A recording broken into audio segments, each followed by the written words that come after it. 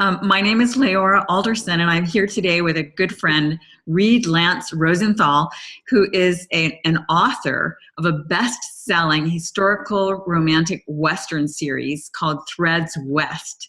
And Reid is the real deal, and I can't wait to get started with not only catching up with him myself, but sharing Reid with you, with the audience. So Reid, it's been way too long, and I know that because we're both crazy busy, and you writing, not only busy really writing the next series, but also doing book signings and all that. So welcome, and how are you doing?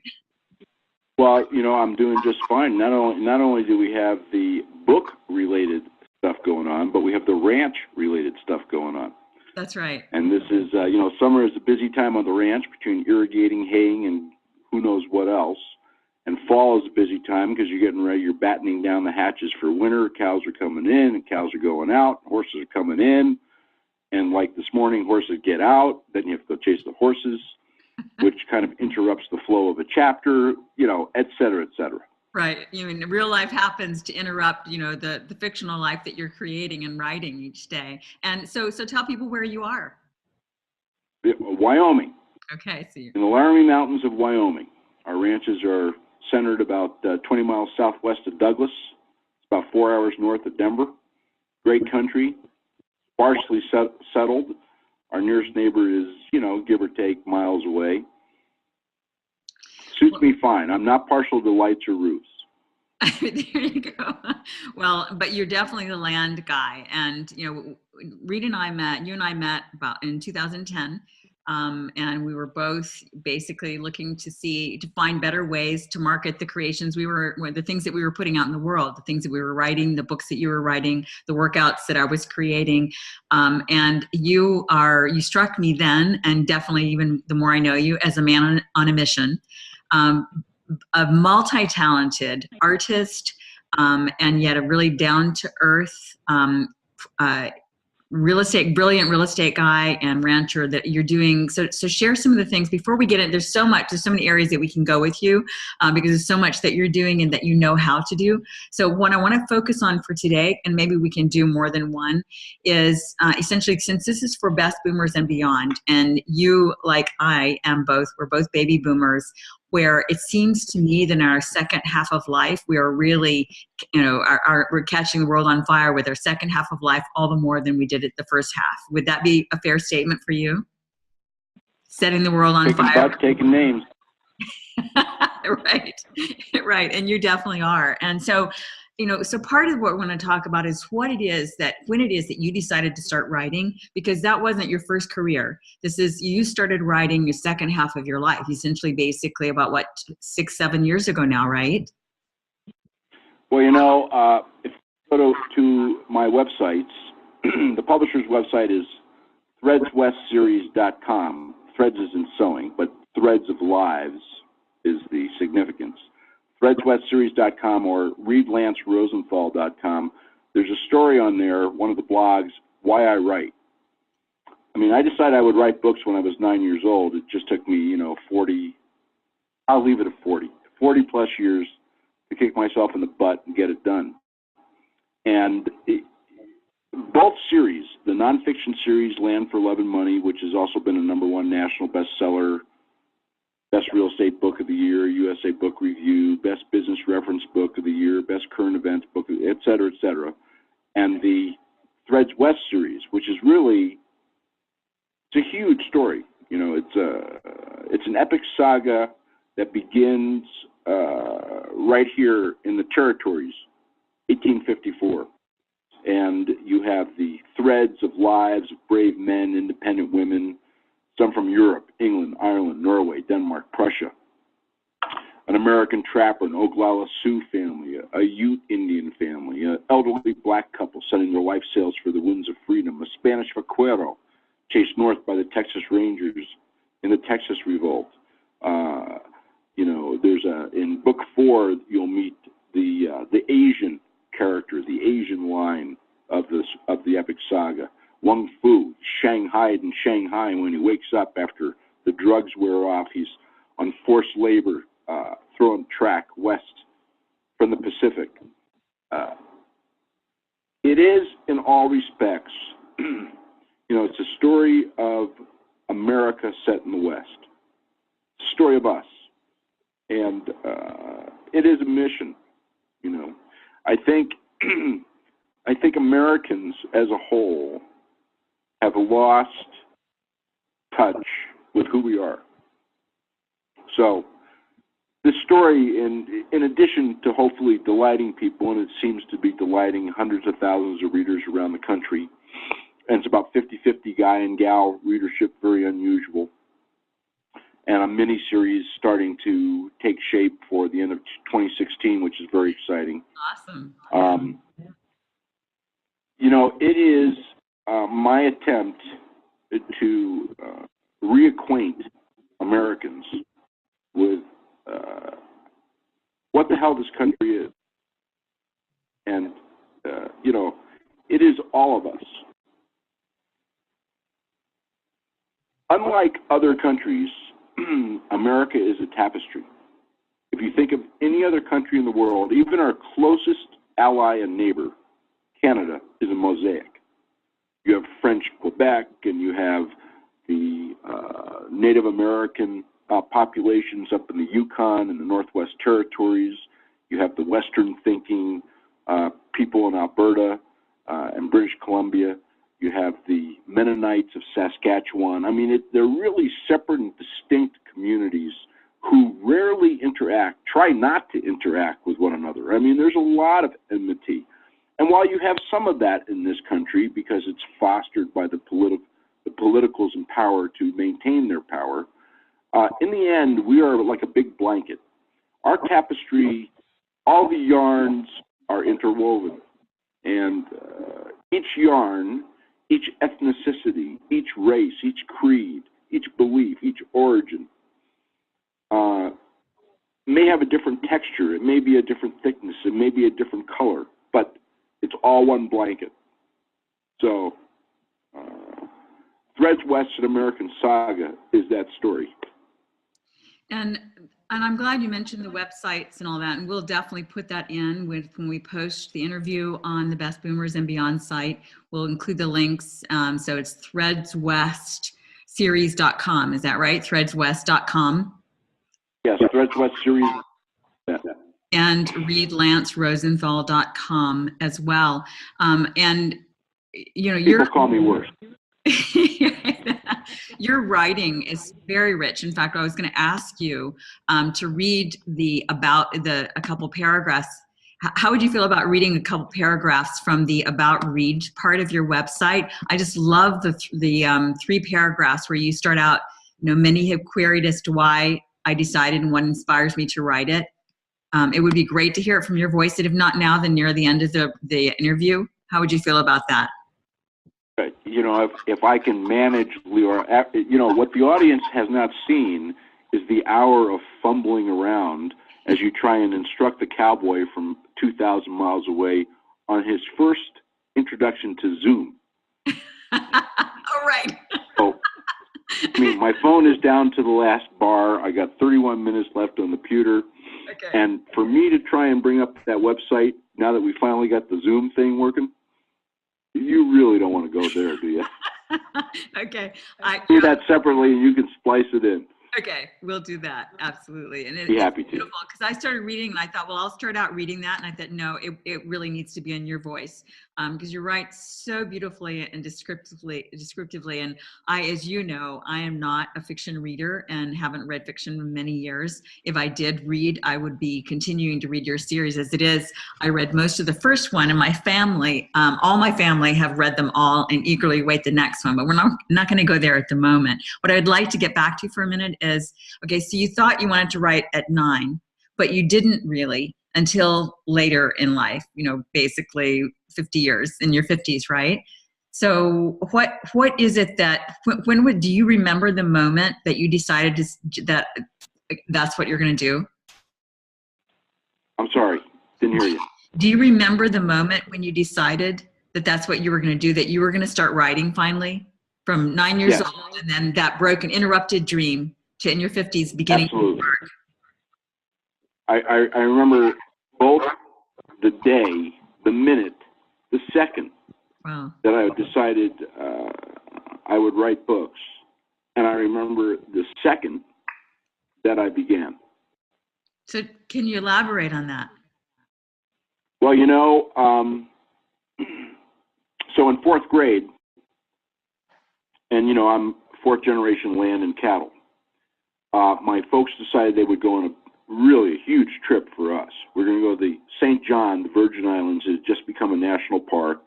It was very rudimentary. There was only tents available for lodging, which, you know, we're fine with. And we thought, you know, nobody's going to be down there yet. And they had just set up Trunk Bay, the underwater show. I mean, it was brand new. So it was in February during the school year. And my fourth grade teacher, Mrs. Darling, you know, God bless her. In fact, she gave me a D. The best grade I got in penmanship from Mrs. Darling in the course of fourth grade was D+. And it's deteriorated since then.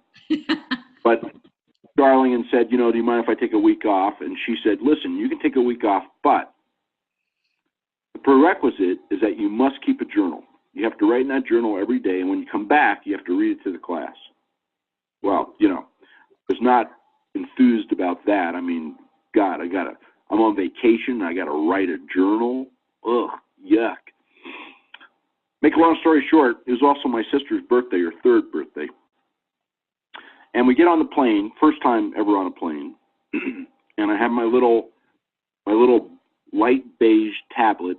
I mean, those of you who are listening who are our ages, Leora is much older than I am, but relatively within the same age.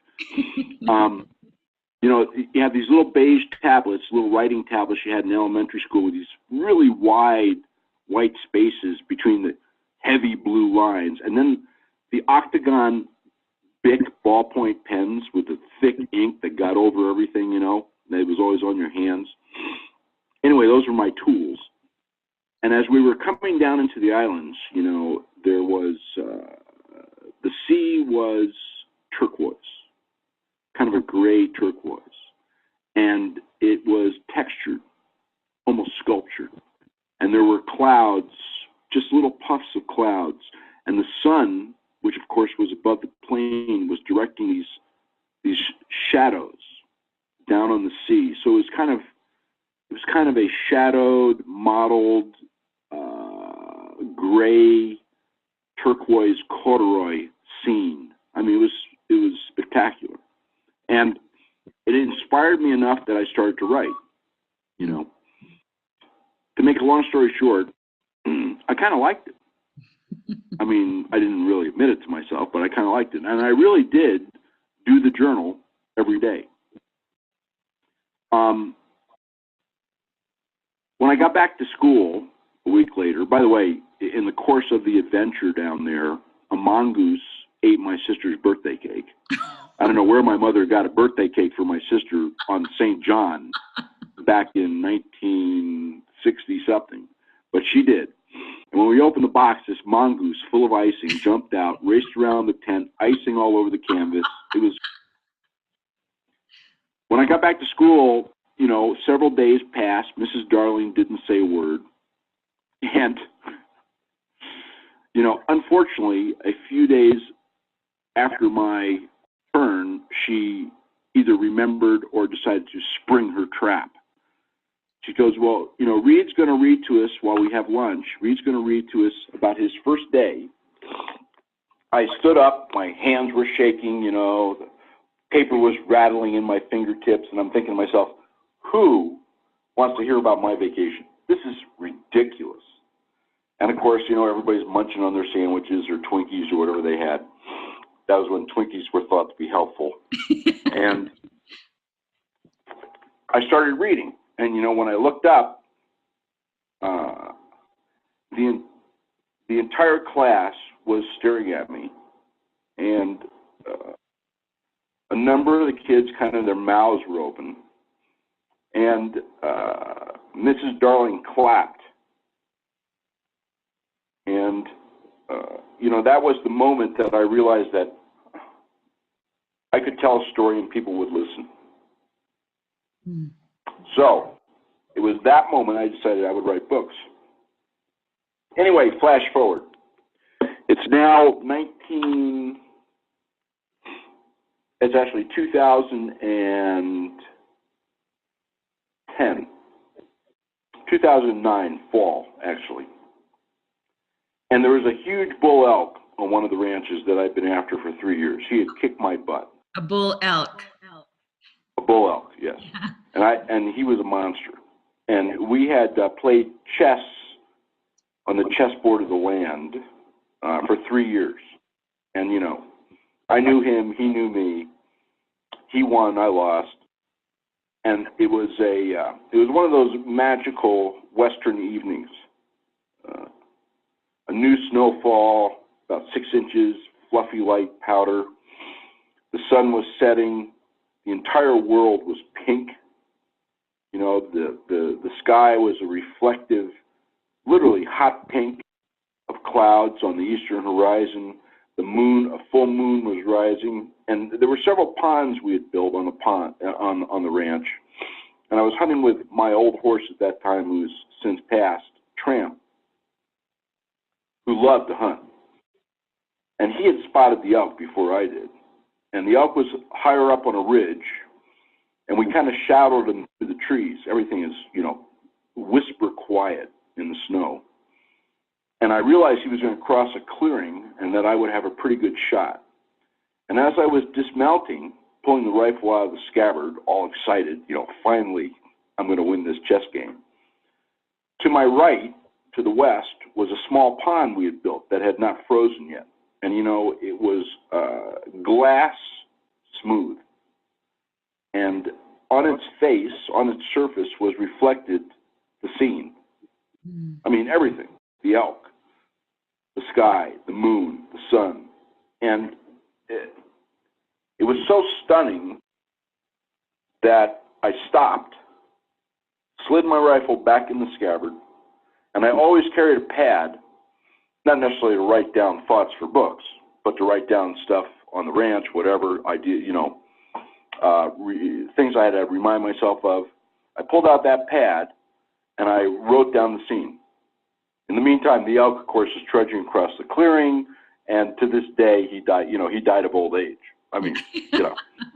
Well, I'm glad for that. I got back to the house, and I wrote the first 3 chapters of the first book. Wow. So that was sometime in November of 2009, and the first book came out in November of 2010. Wow. So that's how it occurred. Excellent. And so now you are 3 books in as far as what's published. We have Maps of Fate, which is the series, but also the title of the first book, right? Yeah, you know, it's a huge story. It begins in 1854. It ends in the real time of the contemporary West, 2021, which is when the last book will be out. It's 33 books. Wow. It's really, I mean, if you want to boil it down and use common book vernacular, if you want to use common book vernacular, it's really 5 series within an epic saga. But it's the same characters, just different generations of the characters. You're following 5 generations of characters, these 11 very different lineages, you know, men and women of uncommon cultures and different origins, competing ambitions, some dark, some really light, and how they weave together into the tapestry of the country in the West, you know, over that 170 plus or minus years. So each of the series we call eras, and they're divided into time frames. 1854 to 1875 is the Maps of Fate era, 8 books. 1875 to 1900 is the North to Wyoming era, 7 books. And then we get into the Canyons era, which is the Dust Bowl, the Depression, World War I, the Roaring Twenties, the beginning of progressivism. And then Coming Thunder begins in 1939, that era, which is, you know, the advent of World War II, the Korean War, the Vietnam War, all the things that happened in that tumultuous contemporary time period. And then finally, we wind up with the last 3 books of the series, which will end in 2021. The last book is written, by the way, and that's called, and that era is called Summits. So it is a fascinating story to write. And I try and write, Leora, I try and write all these books and all these lineages from their perspective. In other words, the Compact of 1850 and the treaties of 1855 were viewed entirely different by the Sioux than they were by the Europeans. And, you know, it's interesting as I write the book because you can see the lack of communication, the misunderstandings, and knowing history in retrospect, you can see the seeds of conflict being planted at every step. Wow. It's really fascinating. So, you know, the thing that struck you that evening, that was the catalyst. You know, so many people have moments from time to time, they never act on them, you know, but you did. And not only did you, but when we first met, I think that you were still thinking of 3 books, that it had grown from 1 to 3. And it just seems like it's amazing to consider. I mean, the kind of mind that can conceive of 33 books and kind of have it all mapped out, talking about maps of fate so well. So has that just been for you a natural evolution? Has it been a struggle? How has that been? Well, I mean, you could say it's amazing. You could also say it's many other things. Yeah, but we're keeping it G-rated. You know, the bottom line of the story is that when I outlined it, I mean, it was a story that I'd been kicking around in my head for 30 years. Really? You know? Yes. So it comes easily. I mean, it's tough to find the time to write, but when I write like the wind, you know. I mean, a lot of authors struggle with getting out 200 or 500 words a day. And I can sit down, if I have a block of time, I mean, 5,000, 10,000 words, they just rock it. I know the story. I know the people. And the more I write, the more I befriend the characters. The more I understand their nuances and their reactions, whether proactive or reactive to certain situations. You know, it requires no thought. It's just natural. They are all, in their own ways, extensions of me, or I extensions of them. I mean, I couldn't tell you which is which. So the overall story, I originally thought I could do in about 900,000 words. That would have been 6 books, give or take, 130,000, 140,000 words a book. But as I began writing them, you know, book 1 begins in May of 1854. It's 360 pages, and it ends on March 18th, 1855. And Maps of Fate, which is it's 452 pages, 11 font, probably 600 pages, 12 font. That book literally goes from March 18th, 1855 to May 27th, 1855. And Uncompahgre, incredible as this seems, 480 pages. Which is the 3rd one. Goes from May 27th, 1855 to July 3rd, 1855. So as I began writing, I realized that to get the detail and the texture and the color, and to really do each of these lineages, each of these men and women of uncommon cultures and differing origins, to truly portray them was going to be far more words. So I re-outlined the series approximately a year and a half ago, and realized that it could not be done if I was going to do all the lineages through the entire time period and kind of make this an icon, if you will. It could not be done in under 3.5 million words. So that's where 33 books comes, because nobody really wants to pick up, a tome of 1,000 pages. Right. So I'm trying to keep all the books between 360 and 480 pages, so they're nice long reads, but not too long a read. And we can take breaks in the action, shall we say, that titillate the reader to move on. Right. And so for those who haven't started the series yet, though, they can start the first one and then move right into the second one. So the first one is Threads West, The second is Maps of Fate. And the third one is Un Compadre. Did I pronounce that right? Absolutely. Okay. And so the fourth one is titled Moccasin Tracks, right? Moccasin Tracks, you bet. Okay, here we are back with Reid. This is part two. Looks like our technology is holding out so far. So Reid, we were, I think, starting to talk about book 4, which is Moccasin Tracks. And would you like to pick up? You know what the information superhighway is in Wyoming, don't you, Leora? What is it? 2 pickups pulled over on the side of the road, facing opposite directions, talking out the window. That's good.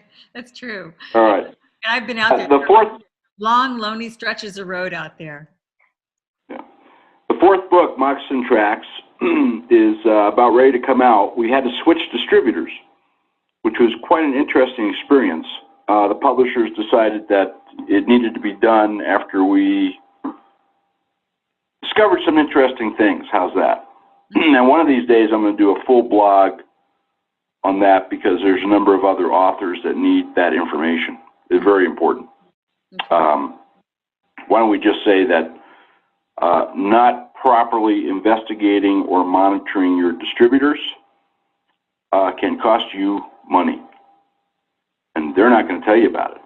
In any event, that switcheroo is about done. We're going to be with Greenleaf now, which is a terrific outfit. We're very excited, actually.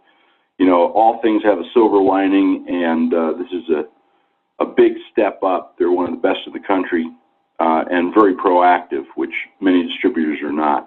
So that's for just a second, for those of us, for those in the audience who might be planning on publishing. So Greenleaf is your distributor, but not the publisher. Is that correct? Greenleaf will be the distributor as of November 4th. So in the hierarchy of the book world, you know, putting aside agents and all the ancillary folks who run around, you have the author who writes the book. You have the editors who edit the book and fight with the author. And then you have the publisher who takes care of, shall we say, cover, art, interior layout, printing, and many other things. I mean, a good publisher is terrific. Ours are great.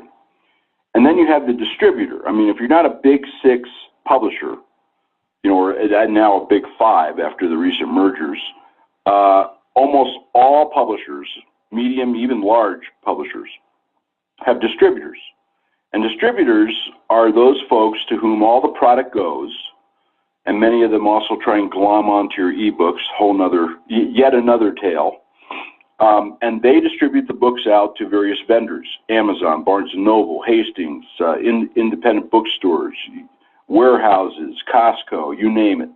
And that's what the distributor's job is. The distributor takes care of the shipping, the resupply, the inventory control, and generally gets a commission. The commissions can range from distributor to distributor. Each deal is slightly negotiable, and each distributor has a slightly different MO. But the distributor kind of takes the place of the pretty significant staff that the big 5 publishers would have in terms of getting product out the door.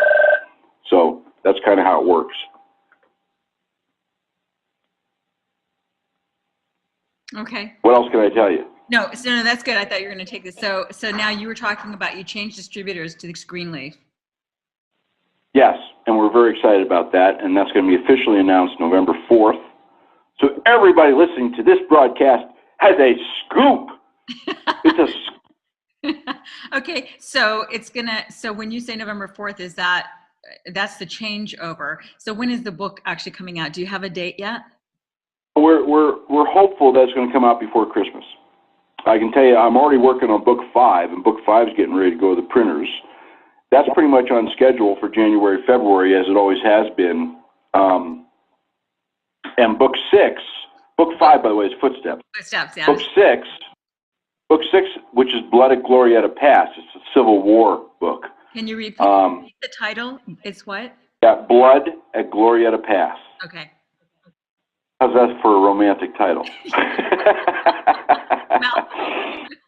Yeah. Anyway, that book is right on track for late spring. And then the 7th book, which is Cache Valley. Going to be a great book where some of the characters, I don't want to go into too much of it, but some of the characters that you've met in previous novels, that book is kind of centered on them. Some of the other characters are kind of on the move, as was the want in the 1860s in the American West. And, Cache Valley is an area of, shall we say, rather devout Mormonism over in the southern Idaho, northern Utah area, and a beautiful area, I might add. So that's pretty cool. And then the 8th book, of course, begins the next era, or shall we say series within the epic saga, and that's North to Wyoming, which is a pretty cool book. In fact, the first 3 or 4 books of that part of the series, that era, will be set right here in the area that you yourself have visited. Yeah, I can see you're eager to be getting on with that. You just have every day, it's rich with vistas that you can write about, right? One of the things which stands me in good stead in writing these stories is that I have, in many ways, lived the scene, which makes it much easier to describe. I mean, when I make a description, you'll note, in the books that the first part of each chapter, first couple paragraphs, kind of sets the scene. It is the setting. And, once I write that, it's kind of a portal. I know people will shake their heads and go, this guy really needs a straitjacket. But no, it's a portal. Yeah, it's a portal through which I can step, and then I'm on the stage with the characters. And from there on, I'm just a scribe. They tell me the story. It's really true. But that setting, all those settings are places, situations, times of the day, scenes, that I have seen, which of course makes it much easier to write about than trying to conjure one up. I must say that I kind of chuckle once in a while. I don't have a lot of time to read other books, although I used to be a voracious reader, but once in a while I'll pick up a historical fiction of the American West. And these books are foremost historical fiction. They have romantic threads. They're the story of America set in the West, but they are historical fiction. And of all the awards that they've won, 20 now in the last 3 years.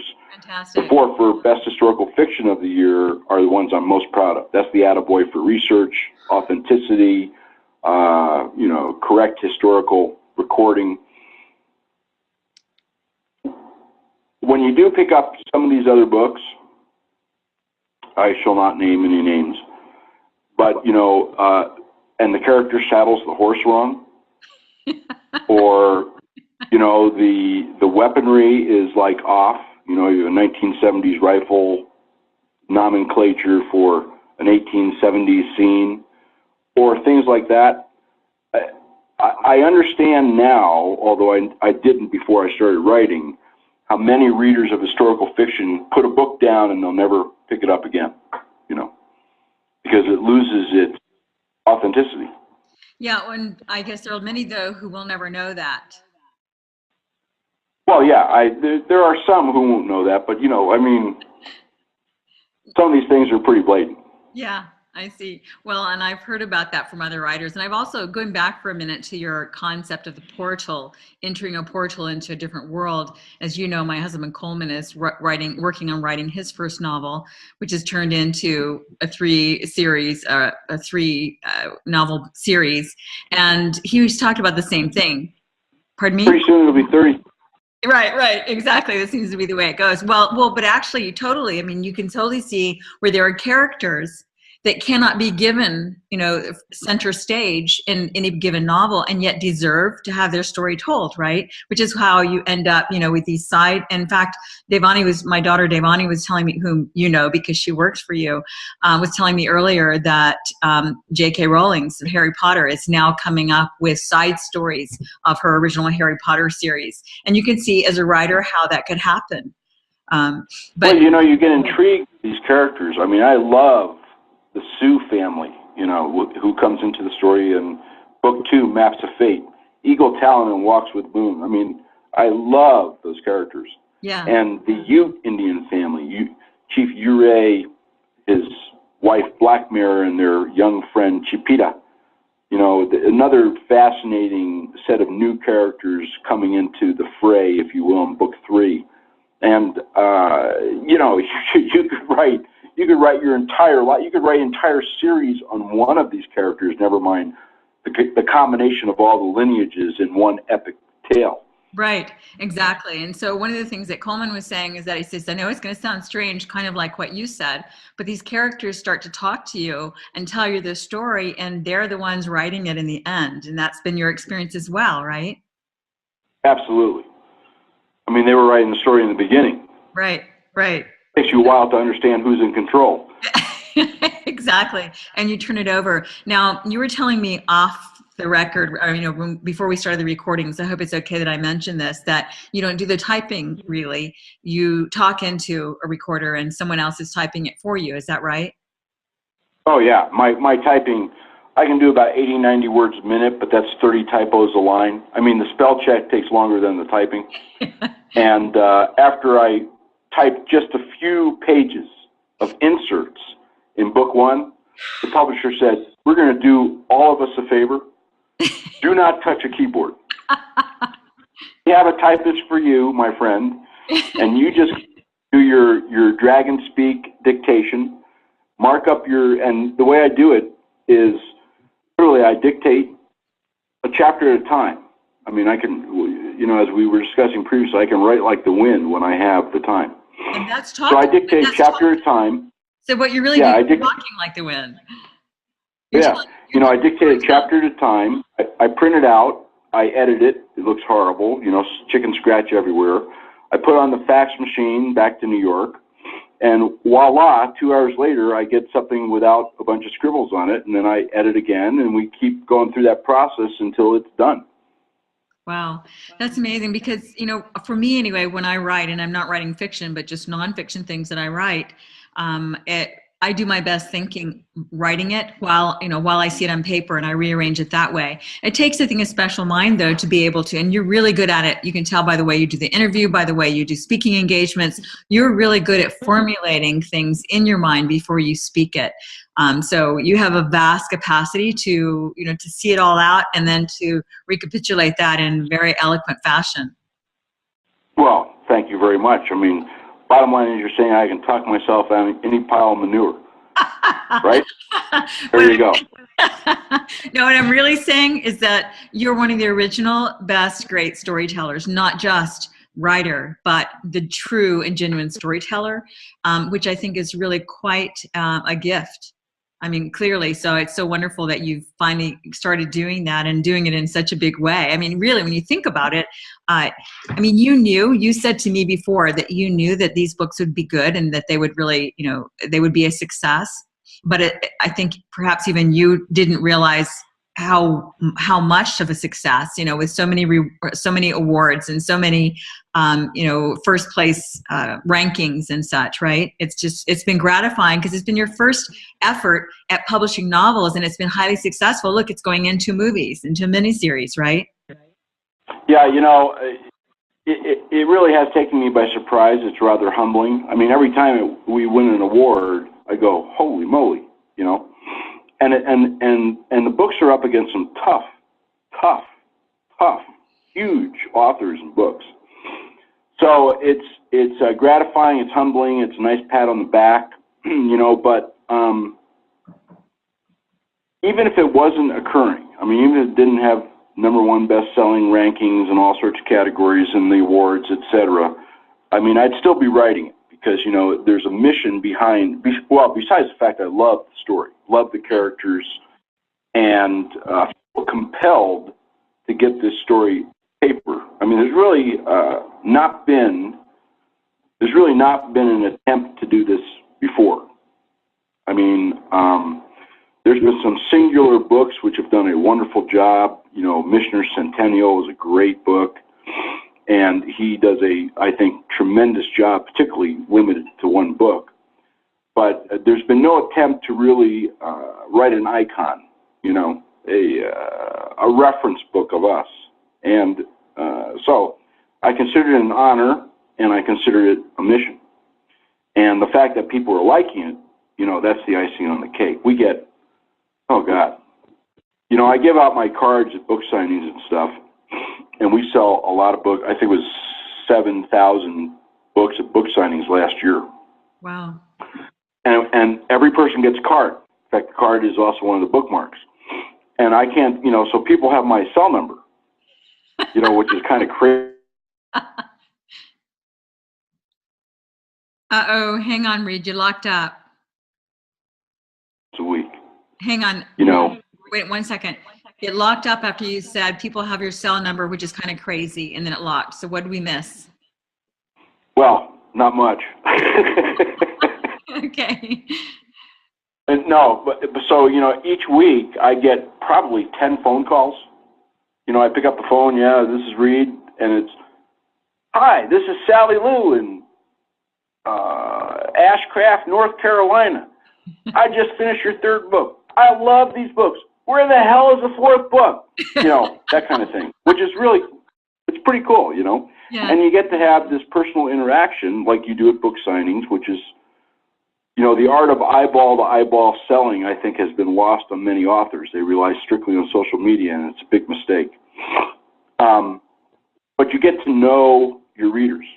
And you get to, and there's not a reader who calls me or writes me that I don't ask, which is your favorite book? Why is it your favorite book? Who's your favorite character? Who don't you like? What would you do differently? I mean, the feedback that you get talking eyeball to eyeball from somebody in a bookstore who's come in to buy book 3, they've read book 1 or 2, or somebody who's just beginning the series, a brand new reader, or on the phone or through emails, is you can do all the sophisticated surveys in the world, and our publishers do lots of surveys. You've seen them. And the information's great, and people love it, and they have a contest, and, you know, the top 10 people in the survey get whatever they get. But nothing supplants whatsoever the ability to look somebody in the eye, sell him your book, sell him or her your book, and get feedback on what they read. I mean, you can't get more down the trenches for market research. And, you know, the stuff that I am told, the feedback that I get from all these great folks, great readers, it gets incorporated. I listen, you know. One of the things, as you know, book 1, which was a phenomenal success the day literally that it came out. I mean, at 9:07 a.m. in the morning, it melted down Amazon. Yeah. And an hour later, Barnes & Noble was sold out nationally, much to my complete shock. But, you know, that book, we got feedback. We found out that only 6 in 10 of the people were converting to the rest of the series, the conversion factor. And a typical series is around 5. I mean, it was still better than normal. In other words, 5 people who read the first book in a series go on to read the rest of the books. For whatever reason, 5 do not. So book 1, there were 6 people converting to the rest of the series. And I talked to a lot of people. What didn't you like? And there were several things in that book, particularly for women, that they did not. They loved the story. They liked the book. I mean, there's always people who are going to like the book, you know, like the story, like the. I mean, that's the way it is. Right. But these are people who would have continued other than blank, blank, and blank. Yeah. And, you know, when the TV folks came and said, we'd really like to see some extra stuff in book 1, which gave me the impetus, the catalyst to rewrite book 1, which we call the reprint book. The old books are the collector's books. I jumped at it, and I corrected all those things. I went back to my notes, because I keep notes when I talk to people. I went back to my notes, and I completely, I took some stuff out, rewrote other things, added some chapters, softened up some pretty brutal scenes, and, you know, the conversion rate is now 8.8 on book 1. 8.8. And that's all market, that's eyeball to eyeball market feedback. One of the things I heard talking with authors when it comes to book signings, and the reason that seems to have gone by the wayside, is because so often the audience, the readers don't show up very much anymore. I don't know if that's because they're not interested, because getting a signature from an author is no longer considered a big deal, or because of the marketing about the event is not so great. I'm not sure, but that's what I've heard. However, in your signings, you're seeing good returns. You're seeing a lot of response, aren't you? Well, a number of publishers have asked me to put on seminars for their authors. In a few cases I have. And I've actually thought seriously. We did one public event this past year, which was really well attended. The art of eyeball-to-eyeball selling, which, by the way, will hone your skills as an author, as a writer. I can't tell you how many benefits it has. Not to mention greatly expanding your mailing list. Nobody comes to my book signing and doesn't give me their email. I mean, we added over 4,000 names to our email list just from book signings in the last 6 months. Wow. And these people, you don't have to worry about them hitting the opt-in button. They buy your book, they willingly put their email down on your sign-up pad, and they're in. So there's a lot of advantages to it, but the biggest advantage, and the thing that most authors, I think, really fall short on is, number one, they rely on social media. They really think social media is the end-all, be-all. It's had all the hype, et cetera. And listen, social media is very important. We sell a lot of books over social media, and, the publisher works all that stuff. I personally never twatted, whatever it is, and I don't ever will. But, they take care of all that stuff. I do, not all the posts, but all the responses, et cetera, on Facebook are me. That one I tend to personally. And we probably reach, with friends of friends and friends of fans and all that kind of stuff, 3 million-ish people. That's a lot of people to reach. It is. Plus our websites, et cetera. So all that plays a huge role. But let me tell you that somebody getting a message or an alert or whatever you get from Facebook when I put up a post or I make a response or I do a like or whatever, is their reaction's far differently. It's far different than if they have met me and know me, than if they have not. Sure. I mean, it is absolutely, the people who respond on the Facebook pages, with very few exceptions, all people I have met at eyeball-to-eyeball book sales events. They are habitual responders. And I think that's really important. The second thing is that a lot of authors, and your comment kind of solidified this, if you will. A lot of authors think, okay, well, Barnes & Noble's going to put out their banner, and they're going to put their thing in the paper, and they're going to put my little table out there, and I'm going to have my little sign, and I'm going to sit there in my chair, and everybody's just going to walk up to me and say, give me 10 of them books. Well, you know what? BS. Not going to happen. Okay, number one, I don't have a chair at my table.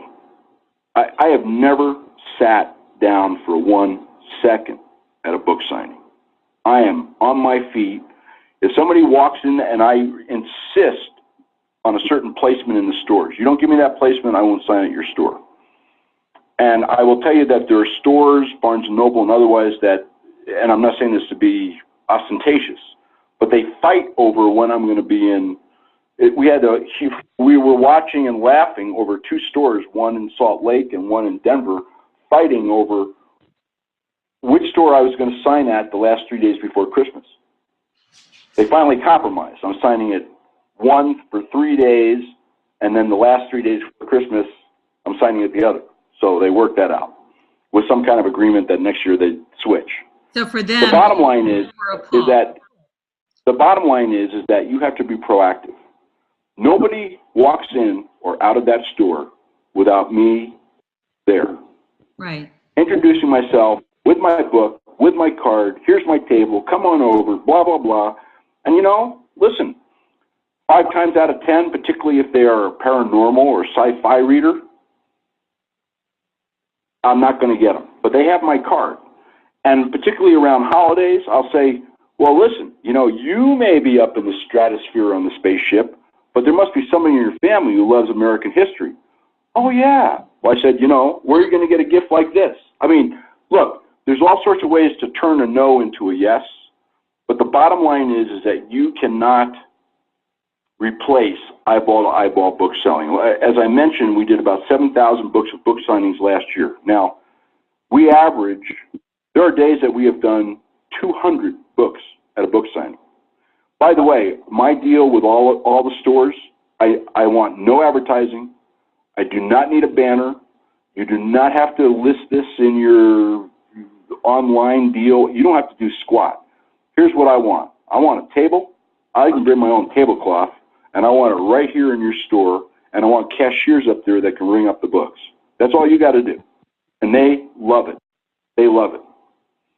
And we're now at the point where the stores, the 60, 70, whatever that we sign at regularly, we're now at a point where literally we contact them and we say, you need 100 of book 1, 70 of book 2, 50 of book 3, blah, blah, blah, blah, blah. And that's what's on the table when I walk in, you know, because they know that inventory is going to be moved, and to the extent not, people will be back in to get it. That's the kind of relationship authors have to set up with stores. You know, a lot of stores are difficult to deal with, and you just have to be persistent. I mean, even with our signing track record, I mean, there's still some stores we call and, you know, you're not John Grisham, so we don't want you, okay? But I will tell you that, you know, we also sign at military bases by invitation, because it's all invitation stuff. And I've been told by every single base who have had some really big name authors in, that without exception, we have outsold every author they have ever had before. And it's all your approach, your setup, your marketing. You know, our tables, most authors come in and Barnes & Noble has their little plastic stands and you have the one book, whatever. We have all our own stuff. You know, we have our own banners. We have our own tablecloths. I have leather skins which go over the table. We have our own bookshelves that we had specially made for a 6-foot table, an 8-foot table, a 10-foot table. I mean, specifically with the awards stuff. We're back to close up the interview for today with Reid Lance Rosenthal, author of mega successful, best-selling historical Western romance novel series, Threads West, an American Saga.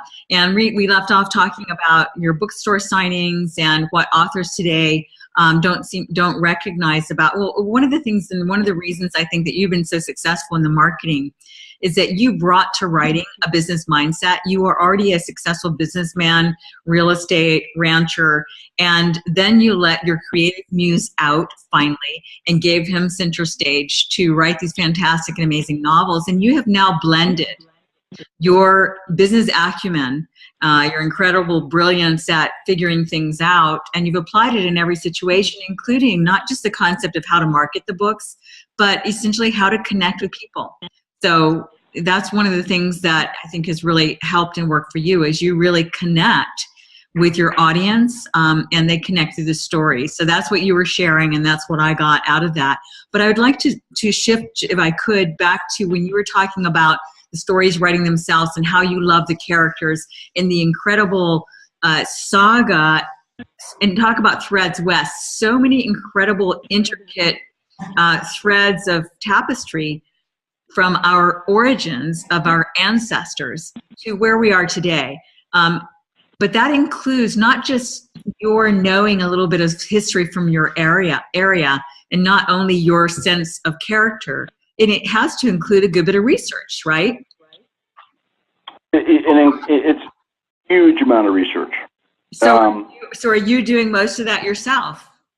By the way, are you getting like an intermittent flashing of some phone symbol or something? Yeah, that's what I was saying. It shouldn't be there, but that's because you're dialed in on the voice sign, and that's what I was trying to get rid of. It wasn't there earlier, but we're just going to have to ignore it. All right. Anyway, people probably rather look at the phone sign than my ugly maw at any event. No, what happens is that when you talk, it lights up because it thinks that that's where you are. Since you're on, why it didn't do it earlier, I don't know. All right. Well. So we'll just have to. You haven't sold me on this. Yeah, I'm not sold on this technology yet, Leora. I understand. Hey, but we're face to face, Reid, and there you are in Wyoming. Yeah. All right. Anyway, the research is huge. You know, I did all the research myself on book one. And can you see me now? Yes. Can you not see yourself? No. Oh, yes, I can. Okay. Okay. My thing's going in and out. Everybody who's listening to this, you ought to get, you got to understand. I have to give everybody some backdrop here. Here's my computer technology. On, off, attach, delete, and send. That's it. Above that, I find somebody who can do it, I hire somebody who can do it, or I don't do it. Right. So this is a novel experience for me that's going about like I thought it would. Okay. Another novel experience. Let me see if I can get Another, rid of talking. I'm going to see if I can get rid of that box. Okay. But go ahead while you're talking. Kind of an epic saga. The history is huge, and the historical accuracy is very important. The research, which I did completely myself for book one, and which I still do in terms of the nuggets. I mean, there's stories within these books. You know, Newfoundland saves 17 sailors off a sinking Norwegian frigate. There's a dog by the name of Sam. All sorts of really, you know, little what I call nuggets of history. And people go, how did you think of that? You know what? I didn't have to think of it. It's real history. And I do all the nugget research myself. But since the books took off, the publishers have given me, not full-time, but mostly full-time research assistant who does the general history research for me. You know, the big treaties, all the big events in history that most people have read about in school, but all the underlying goodies, you know, how a river was crossed, how they turned the Conestogas over, wrapped them with hides to make them boats. I mean, all that kind of stuff, that comes from my research. And it's fascinating because I really thought I knew this period in American history. I've been a history buff since I was little. I didn't know squat. I mean, I got to tell you, there isn't a chapter I write where I have to do some research that I don't learn something which either I didn't know even existed, or which completely flabbergasts me, gives you a whole different perspective on an historical event. Particularly, I might add, when you're writing from the perspectives, from the viewpoint, the peculiar viewpoint of each of these lineages of very uncommon characters. You know, I used the example early in the interview of the Sioux and the Europeans looking at the same treaty. But you can go down the list. And each of these major historical events affected each one of these characters. So really, you have to weave in the viewpoints of 11 different lineages, their view, their perception of historical event, and its effect, its impact on their life and their traditions. It's fascinating to write. I'm learning a lot about America. Well, you know? and the wonderful thing is, since you love history anyway, you know, you're enjoying that part of the process, I imagine. Yeah, I love it. Yeah. Yeah, the process is great. I mean, you know, I wish I could read faster. And here's the interesting thing. No matter how much research you think you have done for a book, you get into a chapter, the characters divert you because they go, no, this is not where the story is going. This is where the story is going. And all of a sudden you have something you have to research you had not a clue when you outlined the book or even began the chapter that you would be delving into within the context of the story. Are you able to do most of your research through Google? No. I mean, some of the research is done online, some is done through museums, a lot is done through memoirs of pioneers, cavalry, even Indians, to the extent that they were transcribed back then. You know, in book 3, and I don't want to give away too much, there's a ceremony. And the characters told me the ceremony, they wanted the ceremony to happen in this Ute Indian village. Well, when I started researching the ceremony, that ceremony was almost never done by the Utes. Only in a blue moon would they perform this particular ceremony. Trying to find information on the Ute performance of this particular ceremony was it was almost impossible. I mean, I spent probably 2 weeks putting together bits, pieces, some special events, and you know, I've gotten compliments from members of the Ute Nation saying, you know, it's probably the best description of this ceremony that's been put on paper. Nice. But I got it from a zillion different sources that I had to spend 2 weeks searching out a sentence here, a word here, a certain type of a rattle that they use for the ceremony here. It's really fascinating stuff. So what you're describing, Reid, sounds like a whole other nonfiction series that needs to go up and be available online for people to find, so that they can find the, you know, because one of the things that you were talking about, some of the writers that you've picked up and discovered here and there use kind of misinformation, write things in ways that wouldn't really hold up to historical fact or even logistical fact sometimes. And I think that one of the things that can happen is that the further we get, like you were talking about, some of the ethic of spirit or the fiber of spirit sometimes can seem to be lost in today's world from what it was with our ancestors who pioneered this land. And it seems like similarly, so can the facts and the truth. You know, history is his story. So it's whoever said or wrote something. So it seems like the research that you've uncovered, like the Ute Indians said, would be valuable to then post online in its authentic, non-fictionalized form. Meaning yeah. Well, from your novel. One of the things I'm probably going to do here in the, I don't want to say near future, because right now I'm focused on the books, but I am going to, we're going to have a blog that's going to be added to the websites, which will be kind of an historical fact blob, Freudian deal. Yeah. But it's going to have some of these historical things that I've uncovered that really don't appear to exist anywhere. I mean, somewhere there has to be something, but I haven't found them. And I think that'll be pretty fascinating for people too, you know, and it'll be a nonfiction blog. For instance, this ceremony, I would love to put in a nonfiction historical blog on the websites, but it would be giving away a significant, shall we say, episode in book 3. So I have to wait till we're kind of down the road a bit.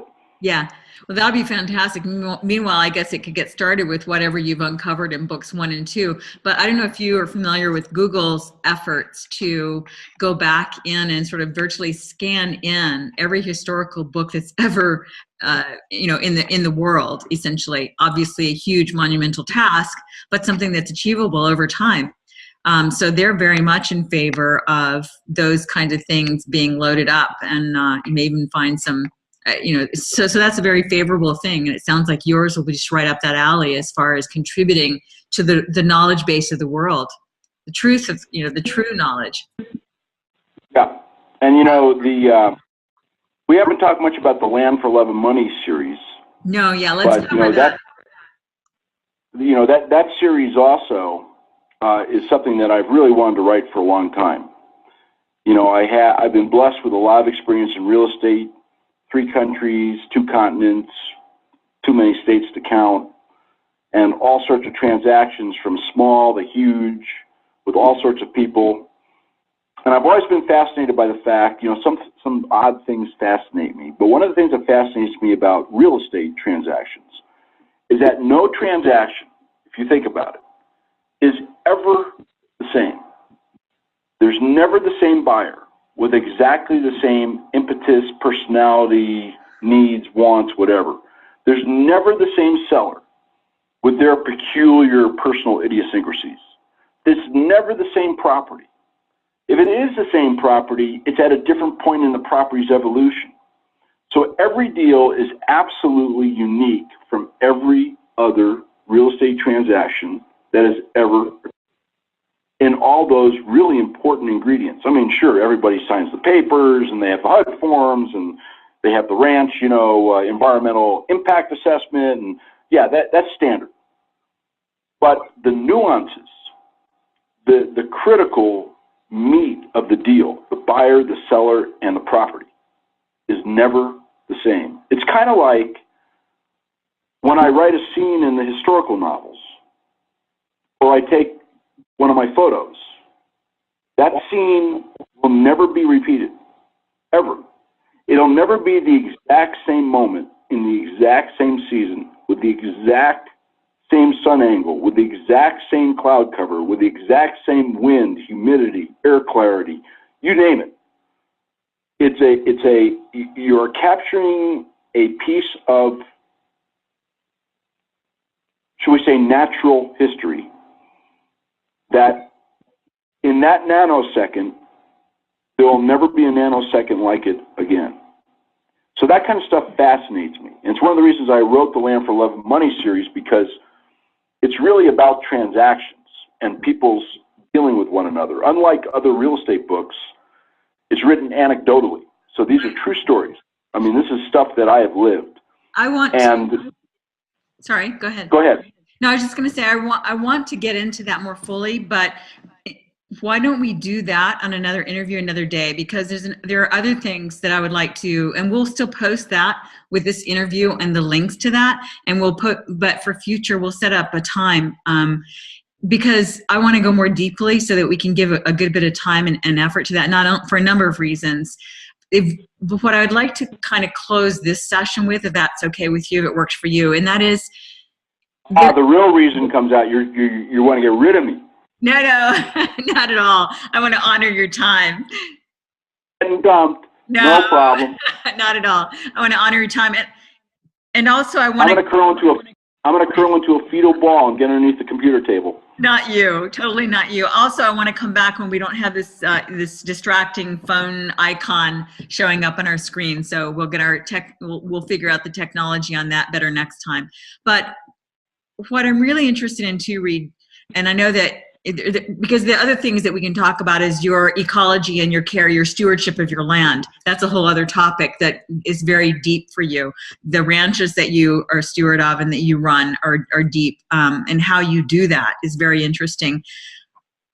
But what's also interesting, I think important for the baby boomers and beyond, which is the name of this site, is I get the sense that so many people, not unlike you from a number of years, even though you were very involved in real estate and you probably are the kind of guy who love whatever you do, find a way to enjoy yourself. At the same time, there are so many people in our generation who have sort of, I think, lost track of their passion and vision and that the kind of things that light them up.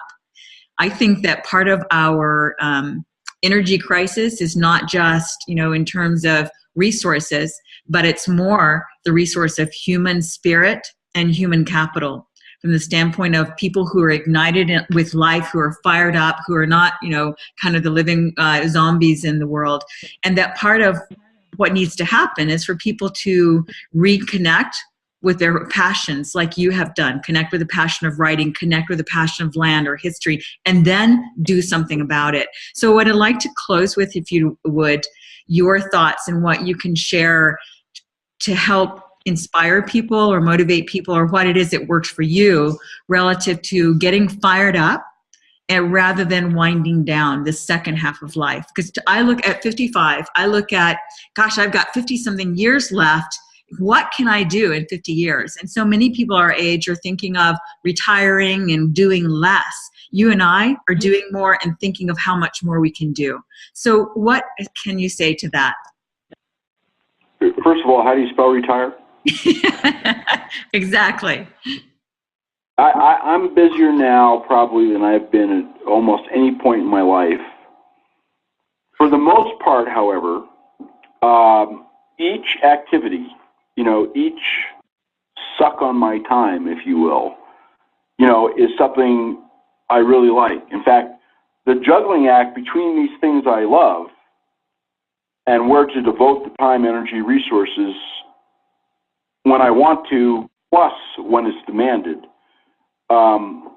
is really one of the is one of the most frustrating parts of this stage of my life. I really think people need to, number one, I think you described it perfectly. You need to decide what you love, you know? And if you don't love something, you need to find something to love. Whatever that is. I mean, maybe it's,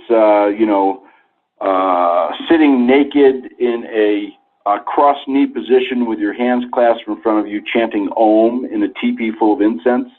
I mean, if that's what you love to do, go do it, you know, and then find out a way to get paid to do what you love. You know, maybe you can do a reality show on sitting naked, cross-legged in a teepee, smoking incense. That's number one. Number two, once you find it and you figure out how to monetize it, I mean, listen, I love to write books. As I said, I'd be writing them with or without all these fabulous readers all across the world. It just came out in Icelandic, by the way, which is kind of cool. But I'd write them anyway because I love the story and I love to write. But the fact that I can write a book and get a check, you know, makes it that much more rewarding. It's kind of like the pat on the back from the market, saying they like what you're doing. And, you know, there's a lot of self-satisfaction and overt satisfaction in something like that. I think for somebody who's motivated like you and I, they already know this. Okay, I mean, they've figured this out. For many of those people who are unfortunately not yet motivated and who are at the retirement age, the baby boom age, all that stuff, you know, 50, 55, 60, 65, whatever age. You folks, number one, you need to take the word retirement out of anything you own, anything you write, any pamphlets you have, throw them in the trash. There's no such thing as retiring.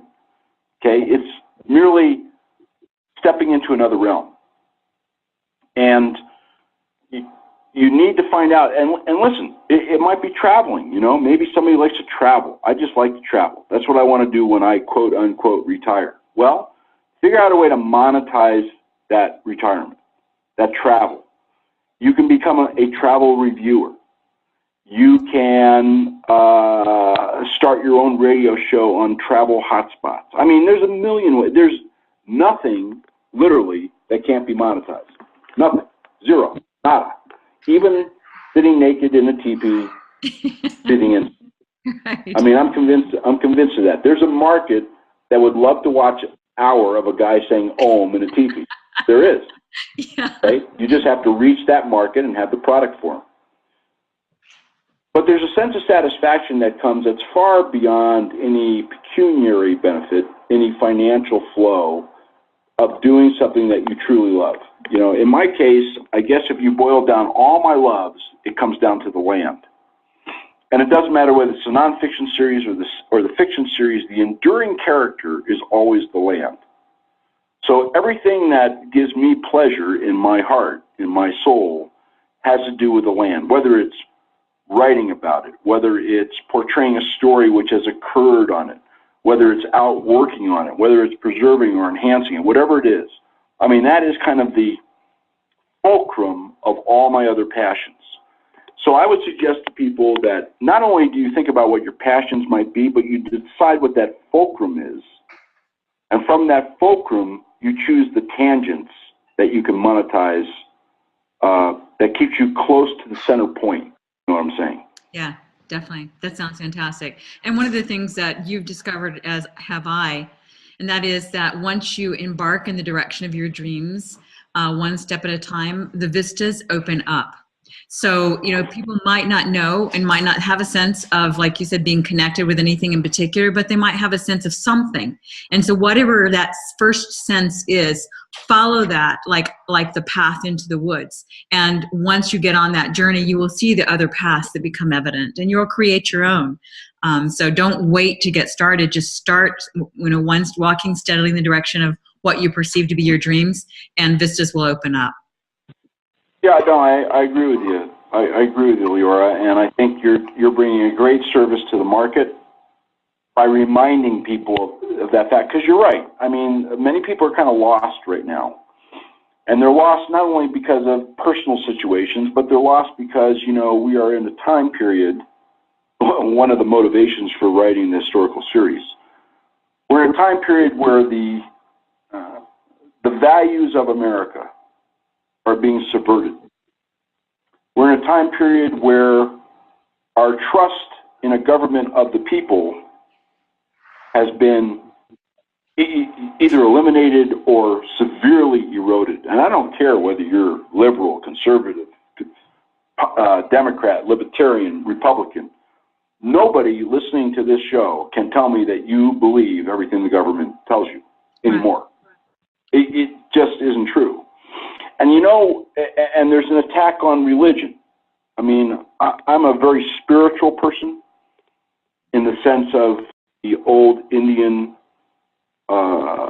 feeling and awe and revere of spirit. In terms of, if you want to put in a more modern parlance, the Force. If everybody remembers, you know, Star Wars. Yeah. I mean, to me, Star Wars was a hugely spiritual movie. I mean, people look at me like, "Are you nuts?" when I say, but it's true. The Force is God. Spirit is God. You know, Buddha is God. God is God. Jesus is God. I mean, I don't care what you worship. But because that concept of a force greater than us, whether you call it God and you envision it as a old guy with a staff with a long white beard, or you envision it as some poor guy up on a cross, or you envision it as some man on a mountain getting the 10 Commandments, or whether you envision it more as an energy which is interconnected, interrelates, flows through all things, animate and inanimate, can be sensed and channeled and directed for good and evil. Whatever your belief system is, it's under attack by people who don't want you to believe, because they want you to believe in their power. A narcissistic attempt to control every aspect of your life. And once again, that is, believe it or not, that's an apolitical viewpoint. The family is under attack. The Constitution is under attack. The unity of this country is under attack. And I think not only are people who tend to get lost just within themselves kind of lost, but I think when all the things that they valued and treasured, become used to, have invested in, are vested in, when they come under attack and they see them crumbling, I think they get even more lost. And so the lesson is to go back to what made this country and its people great, which is self-reliance. Don't look to the government. Don't look just to religion. I'm not saying not be religious. Don't look to just this deity or that deity or this concept or that concept. Look to yourself. Okay? You want a hand? Look at the end of your arm. It'll respond. Yeah. You just have to ask it to move. I agree. That's very well said. And at the end of that arm and that hand also is basically the discovery of self. You know, when we put ourselves and apply and become more self-reliant, that is when we discover more who we really are and what we're made of. That's right. I mean, the more we internalize, I know this sounds crazy, but it's true if you really think about it. The more we internalize, the better we are individually and the more productive member of an overall community we are. Yeah. It does not start with community. It starts with self. Yes. Self is the building block of community, not vice versa. Agree, 100%. That's excellent and well said, Reid. It's a great point for us to close off the part 3 of our first time saga.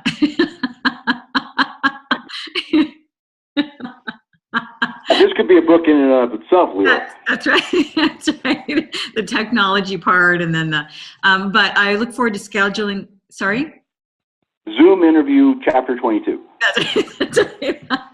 Right. I look forward to scheduling with you for part 2 and part 3 as far as the Land for Love and Money, and maybe some of the history of your ranches. I remember this. Well, I don't want to get off on the track, but some of the things that we learned and experienced when we were visiting with you. So let's connect. I'll send you a copy of the interview when it is ready to post, and we'll take it from there. But thanks so much for your time and for being patient with working out the kinks in the technology. Not a problem. It's actually been kind of fun. Good. I wish I could hug you, but it's sure great seeing you. Great seeing you too, kiddo. Thank you for the invite. You're welcome. Talk soon. Bye now. Bye-bye.